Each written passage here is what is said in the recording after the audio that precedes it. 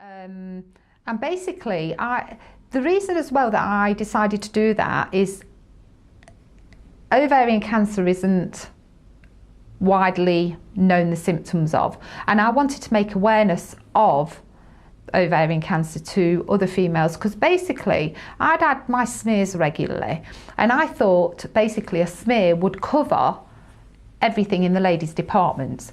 And actually a smear does not detect ovarian cancer, and it does not detect womb cancer either. So bearing in mind I had cancer in 6 places and I was really, really well. I wasn't even poorly, so it come as a major, major shock. I felt that I've got to make people aware of this. I've got to do something about it. I've got to do my bit. And that is when I thought, I'm going to start fundraising for ovarian cancer action. And that's what I've been doing. Fantastic. Yeah, I guess ovarian cancer is one of those where the symptoms are not as well known. And also there's no national screening program. There's a routine, and as you say, there may be sometimes an assumption that the screening that does go ahead covers everything, but it doesn't actually. It just covers those specific cancers. No, and there is actually, I had my bloods taken and checked.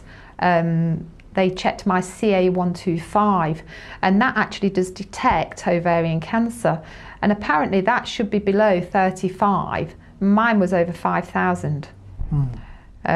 So I just wonder where along the line they can start in bringing that in with smears or something, because I am led to believe there's something going on in America at the moment that is actually looking into a test that will actually detect womb, ovarian and cervical cancer. Yes, that's one of those hormonal markers that may be useful and could be developed into some kind of screening test. Yeah. And what do you think is needed in this field from now? Do you think we need more media coverage, or do you think we need more, like you said, fundraising or some other areas? I think we should have more media coverage, definitely, like you do for breast cancer. And I believe, like how they do the monograms, this, that and the other, they should be doing things also for the ovaries, the ladies.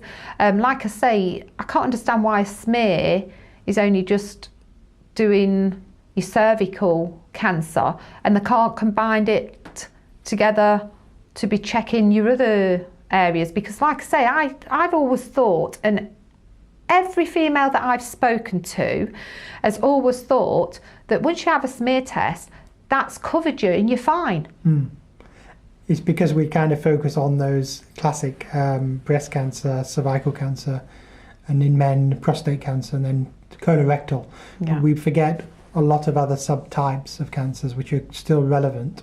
But yes, I think you make a good point there. You see as well, it's like when I was originally when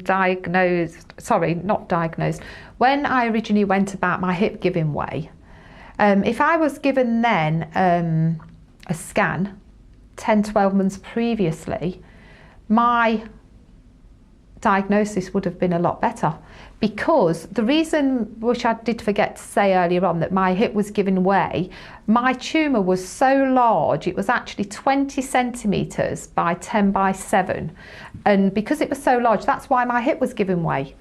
So it was nothing to do with arthritis or what have you. And I feel that the National Health Services gave me an X-ray. I had 6 to 8 sessions of physiotherapy needlessly, because in the end I had to have a scan. It's 10 to 12 months down the line, so my prognosis was worse. So initially I've had to have a lot more treatment, so it's cost so much more money than doing a scan from the beginning. Yes, I take your point. In general terms, it's definitely better to find things early, isn't it? It is, as early as possible, and that's what we're generally trying to do. But like you say, we're not always able to do that for various reasons, and particularly for those cancers without a routine screening program. A lot of cancers are missed until quite late, and occasionally they're not picked up at all. There are some people who the cancer's never diagnosed before it actually causes them to die, unfortunately. It does happen.